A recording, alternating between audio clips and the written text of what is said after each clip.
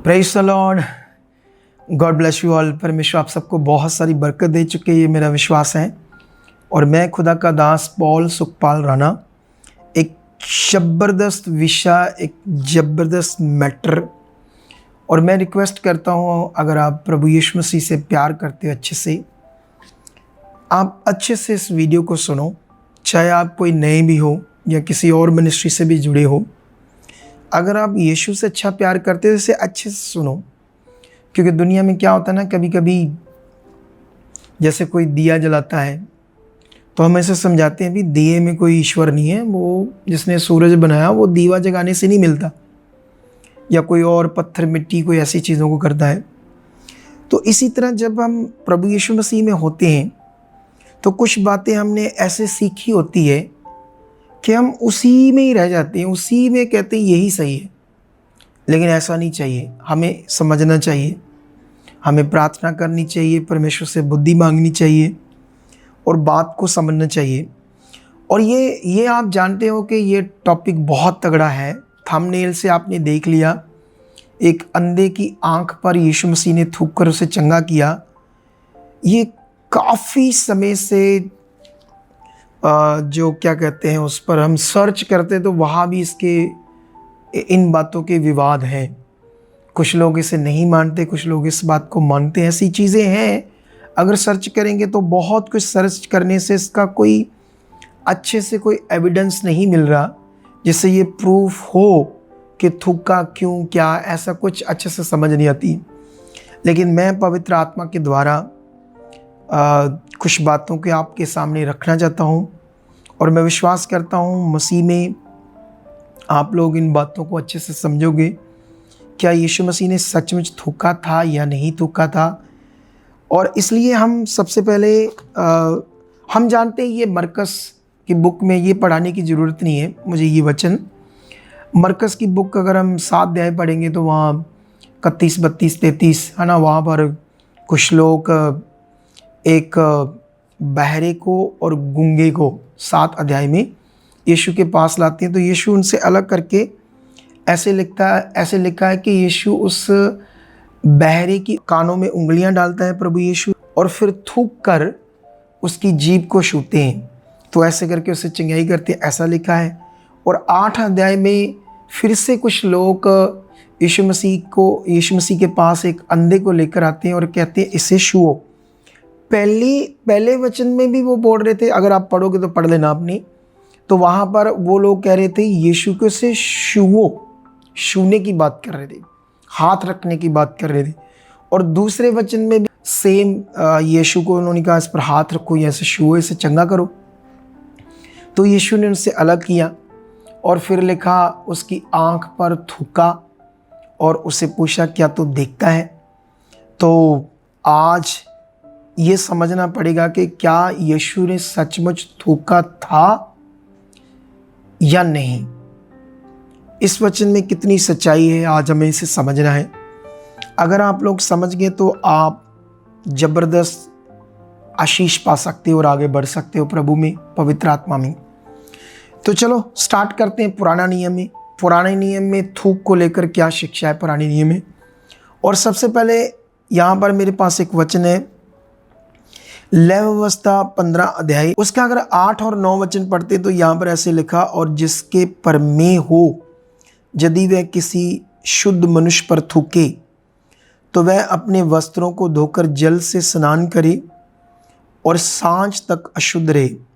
और जिसके पर में हो वह सवारी की जिस वस्तु पर बैठे वह अशुद्ध ठहरे। बाइबल कहती है कि यहाँ पर अगर किसी ने दूसरे व्यक्ति पर थूक दिया है घृणा करके या उसको बुरा समझकर, या क्योंकि पुराने नियम में थूकना या वैसे भी अभी भी समाज में किसी पर थूकना तो बड़ा गंदा गिना जाता है ना।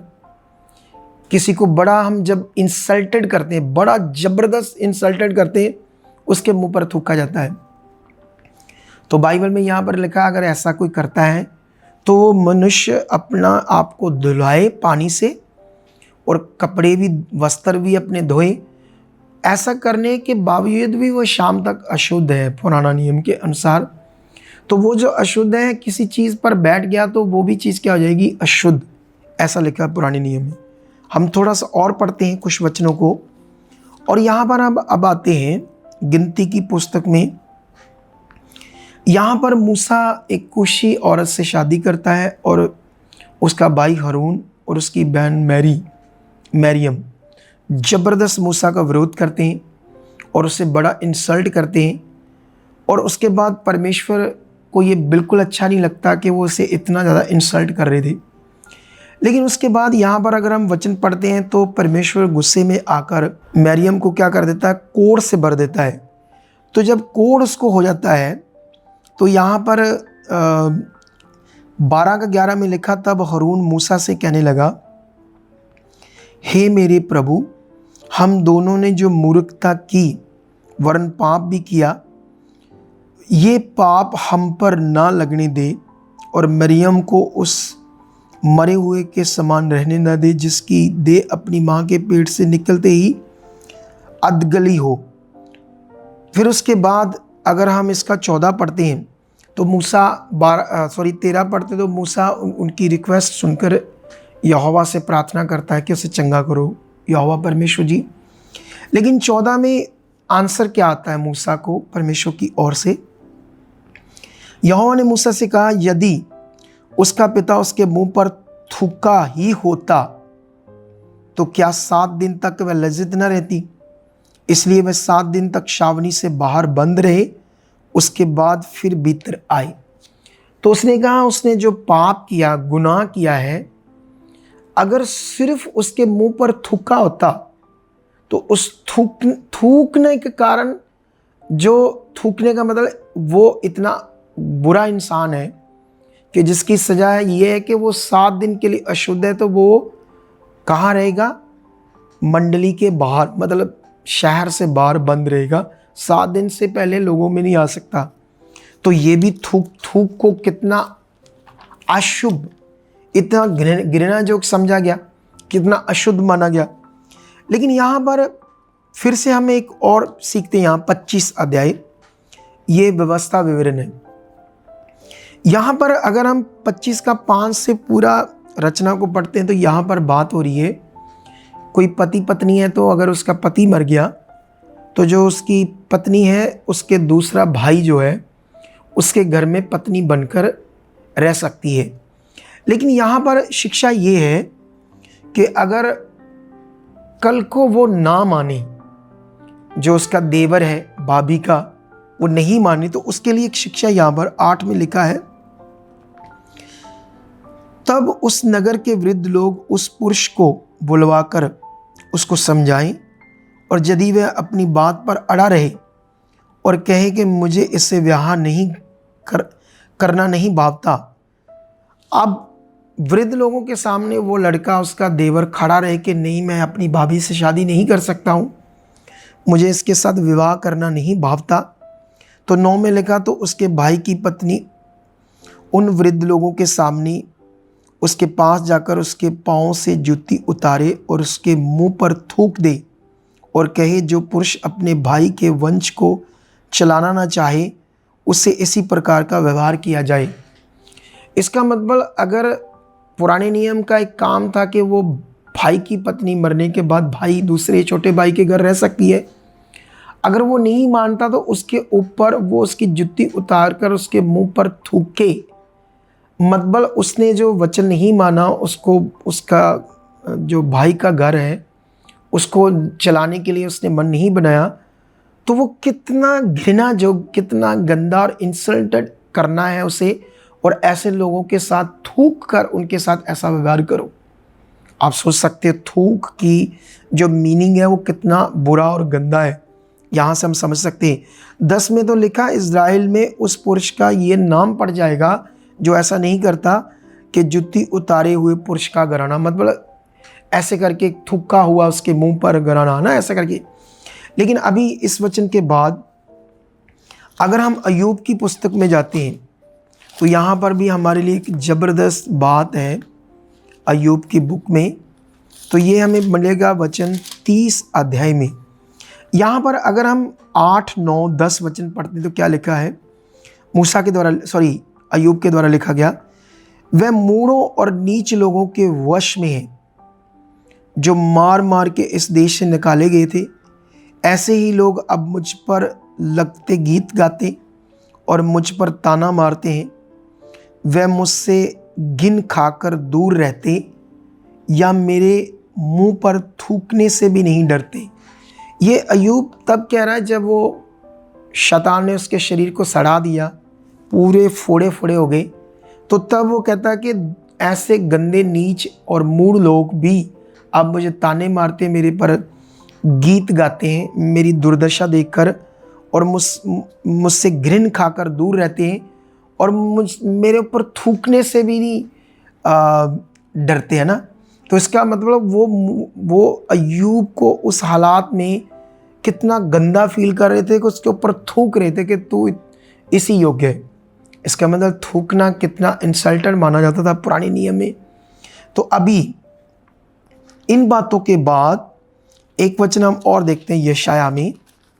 तो यशाया में यहाँ पर हमारे लिए 50 अध्याय का एक वचन है।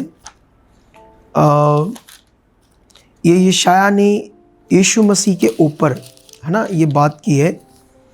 तो अगर हम यहाँ से पढ़ते हैं तो यीशु मसीह के बारे में बहुत कुछ लिखा है यशाया ने, लेकिन ये जो बात है हम पढ़ते हैं 50 का शेर, मैंने मारने वालों को अपनी पीठ और गलमोश नोचने वालों की ओर अपने गाल किए, अपमानित होने और उसके थूकने से मैंने मुँह ना छिपाया।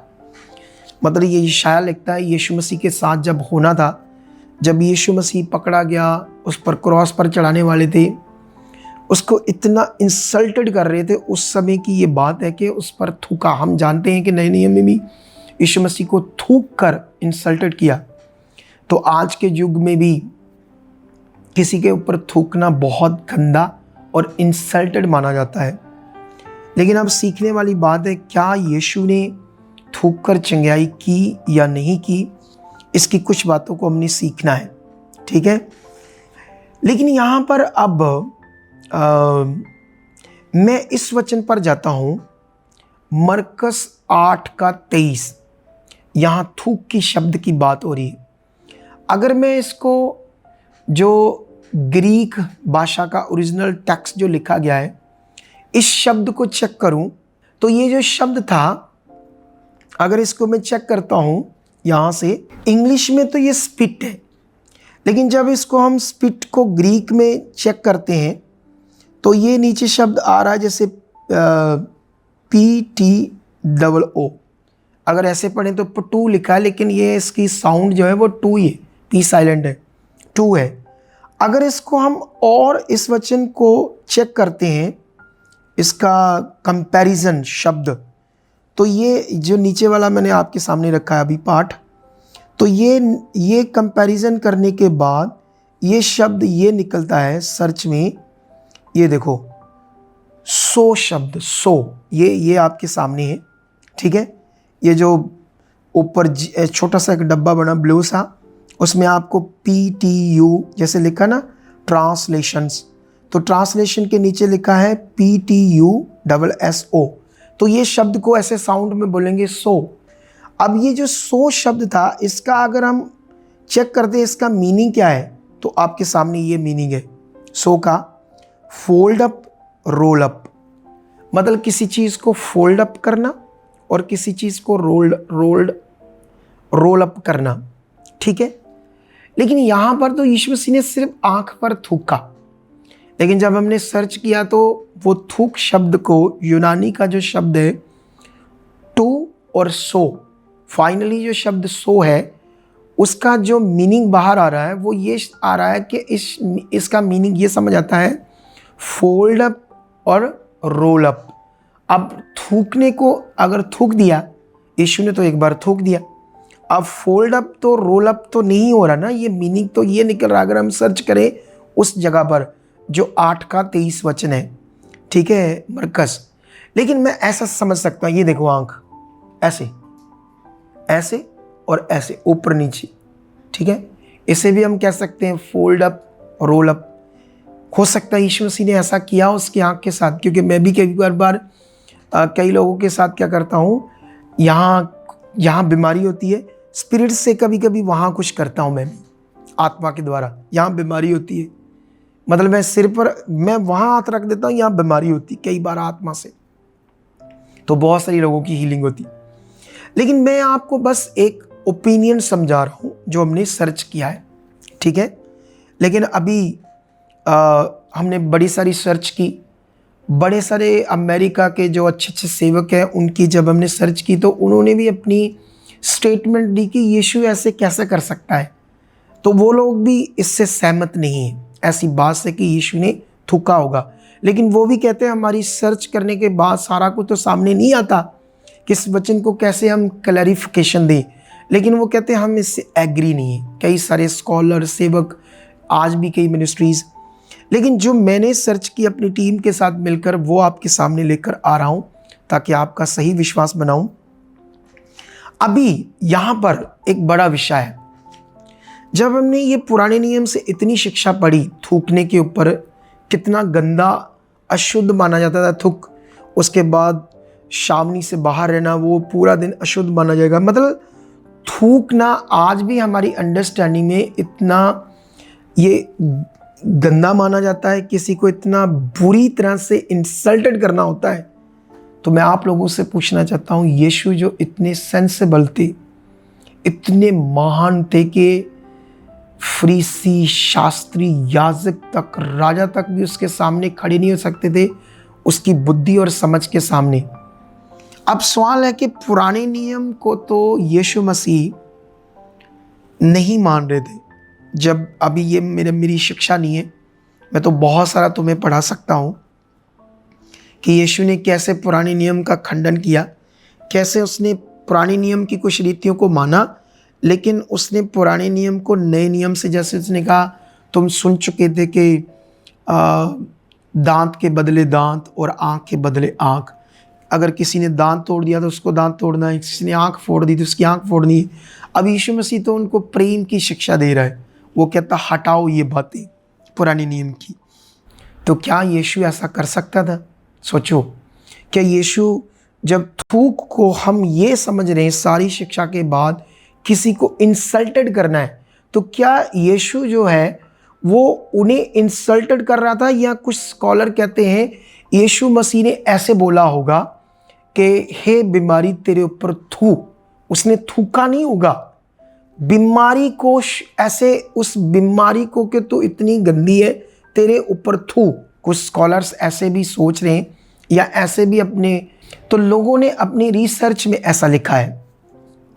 लेकिन अभी हम आते हैं सामने जो बड़ा विषय है। तो जब ये बात अच्छे से क्लैरिटी नहीं हो रही तो हम समझ सकते हैं यीशु क्या इतना सेंसिबल होने के बावजूद क्या ऐसी चीज़ कर सकते थे यीशु? क्या किसी को ऐसे थूक कर, आप फील करो ऐसे, आप थोड़ा सा फील करो, क्योंकि मैंने तो कई सारी आपको चीज़ें मटेरियल देकर, आत्मिक मटेरियल देकर समझाया है। तो मैं समझता हूँ अब इस वचन का न्याय ऐसे होगा कुछ और वचनों से, ठीक है, क्योंकि हमें रचना समझना बड़ी ज़रूरी है। क्योंकि अभी एक वचन से हम जाते हैं उसी गिनती में, ठीक है। गिनती में आपके लिए एक बड़ी ज़बरदस्त बात है, ये देखो 12 में, गिनती 12 का 11 में, तब हारून ने मूसा से कहने लगा, हे मेरे प्रभु। मूसा को उसने क्या कहा? हे मेरे प्रभु, ठीक है। ये प्रभु शब्द को नोट करके रखना। अभी मैं जा रहा हूँ पहला सैमुअल की बुक में, ठीक है। तो पहला सैमुअल की बुक में आपके लिए एक ज़बरदस्त वचन है जो आपको समझाना बड़ा ज़रूरी है। हाँ, तो यहाँ पर भी पहला सैमुअल 24 का 8 में लिखा, उसके बाद दाऊद भी उठकर गुफा से निकला और शाऊल के पीछे से पुकार कर बोला, हे मेरे प्रभु। और यहाँ पर दाऊद ने कई बार, 2, 4, 5 बार शाऊल को प्रभु करके बात की। अगर हम भजन संहिता जाते हैं, ठीक है। तो यहाँ पर यीशु की भविष्यवाणी करते हैं दाऊद भविष्यवक्ता जी। इसे हम चेक करते हैं इस वचन को, ठीक है। ये देखो यहाँ पर लिखा, मेरे प्रभु से यहोवा की ये वाणी है कि तू मेरे दाहिने बैठ जब तक मैं तेरे शत्रुओं को तेरे चरणों की चौकी ना कर दूं।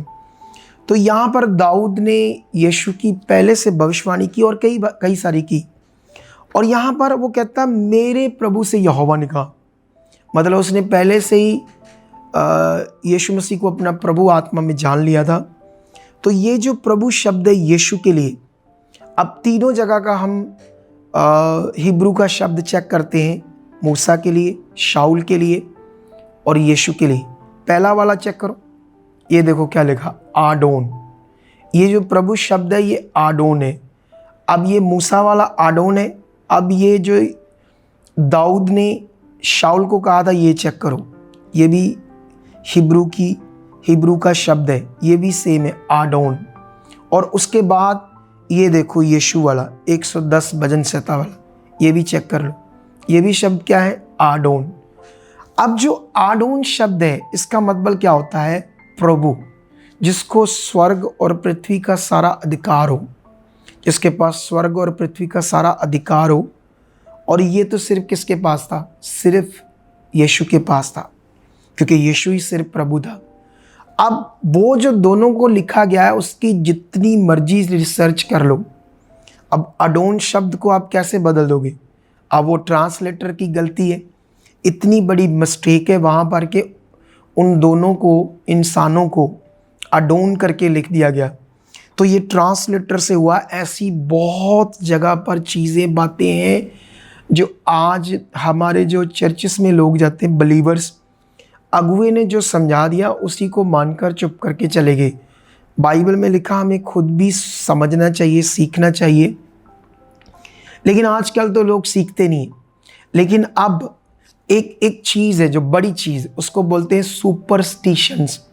आप जानते हैं सुपरस्टिशन किसको कहते हैं, अंधविश्वास को। जैसे संसार में कोई बिल्ली काली निकली, रास्ता काट दिया तो अशुभ मान लिया। वो क्या कहते हैं, घरों के बाहर नींबू मिर्चे टांगना, इसको कहते हैं सुपरस्टिशंस। नारियल फोड़ना, वो क्या कहते हैं, जैसे कोई बच्चा पैदा होता है तो कुछ पेड़ों के वो पत्ते टांगते हैं, है ना, पत्ते।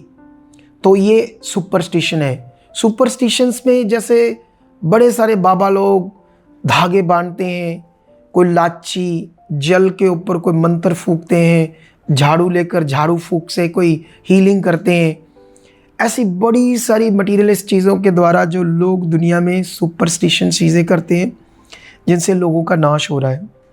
अब हम लोग क्या हैं, हम लोग तो पवित्र किए गए हैं, यीशु मसीह के खून के द्वारा खरीदे गए हैं। यीशु मसीह की कुर्बानी के द्वारा हमारे पास एक अधिकार आता है, हम उसकी संतान हैं। अब जो हमारा पवित्र विश्वास है परमेश्वर के ऊपर, खुदा के ऊपर, यीशु के ऊपर, जिसने हमें एक नया जन्म दिया, एक अधिकार दिया। जैसे एक बच्चा अपने माता पिता से अधिकार से मांगता है, वो गिड़गिड़ाता नहीं, अधिकार से मांगता है ना, मुझे चाहिए ये चीज़, है ना, अधिकार से। तो इसी तरह से परमेश्वर ने हमें एक अधिकार दिया है, हम उसकी संतान हैं, उसके पास जा सकते हैं, अपनी बात को खुदा के सामने रख सकते हैं। लेकिन अब हमारे सारे काम विश्वास से होते हैं। हम एक यूनिक अद्भुत लोग हैं जो पवित्रताई से चलते हैं, हम आत्मिक समझ से चलते हैं। हमारे अंदर जो ज्ञान, बुद्धि, विवेक होगा, जैसे दानियल के पास था, यूसुफ के पास था, उससे दुनिया दंग रह जाएगी। ना कि हम भी दुनिया की तरह, बाबाओं की तरह वो कपड़ा पकड़कर, वो तेल पकड़कर, वो हीलिंग के चक्कर में पड़े रहें। अब मैं किसी के विरोध में नहीं हूँ, जो करते हैं सेवक करो, मुझे क्या लेना देना। लेकिन जो मुझे पवित्र आत्मा ने कहा मैं वो करता हूँ, क्योंकि मेरे पास जब बहुत सारी अलग अलग जगह से लोग आते हैं जो यीशु मसीह में चलते हैं, तो मैं तो उनको हटा देता हूँ, उनका मन तेल से, कपड़े से, मटेरियल से, इन बातों से। तो वो जो कोई ऐसा अगुआ समझता है कि मेरे से ज़्यादा कोई समझदार नहीं है, मेरे से ज़्यादा कोई बुद्धिमान नहीं है, या कोई ऐसे अगुआ समझता कि मेरी मिनिस्ट्री से अच्छी कोई मिनिस्ट्री है। ऐसी मिनिस्ट्री से भी कई लोग हमारे पास आए 7 बार ले हैंड हो चुकी थी। हमने यही बातें उन्हें सिखाई, उनकी ज़िंदगियां बदल गई, उनकी हीलिंग प्रकट होगी। अब अगर मैं गलत हूँ तो फिर हीलिंग क्यों हो रही है? ऐसे लोग हज़ारों आ रहे हैं। तो मैं विरोध में नहीं हूँ किसी के, मैं तो एक पक्ष रख रहा हूँ स्पिरिचुअल। मुझे जो खुदा ने कहा मैंने वो करना है। अगर जिनको जो खुदा ने कहा हो वो करें, लेकिन हम लड़ना क्यों? आप अपना काम करो, हम अपना करेंगे जो परमेश्वर ने हमें कहा। हम तो ऐसे सेवा करेंगे। मैं तो ऐसी मटीरियल चीज़ों को ना मानता हूँ, मैं प्रभु को मानता हूँ, उसके वचन को मानता हूँ और पवित्र आत्मा की अगुवाई को मानता हूँ। और मैं तो बड़ा ज़बरदस्त काम कर रहा हूँ और मैं विश्वास करता हूँ जितने हमारे साथ जुड़े हैं इस पावरफुल शिक्षा के बाद से ज़्यादा से ज़्यादा शेयर करना लोगों को, ताकि बहुत सारे लोगों के पास ये शिक्षा जाए। और ऐसी वीडियो मैं एक और सैटरडे शनिवार को बनाने वाला हूँ, जहाँ पौलुस के शरीर पर कपड़े लगाए या चेलों की परछाई की बात हो रही है, जहाँ वो क्या कहते हैं थोड़ा तेल पानी की बात हो रही है। तो इन चीज़ों के ऊपर मैं एक और सैटरडे को बड़ी ज़बरदस्त वीडियो बनाने वाला हूँ, एक ज़बरदस्त रिसर्च के बाद। तो आप सैटरडे भी तैयार रहना, इसे ज़्यादा से ज़्यादा शेयर रहना। मिलते हैं थर्सडे की ज़बरदस्त मीटिंग में, क्योंकि आप इस वीडियो को वेडनेसडे सुबह देखोगे ना। तो ओके, गॉड ब्लेस यू। परमेश्वर आपके साथ है, परमेश्वर आपको बरकत दे चुके हैं। आमेन, आमेन, आमेन।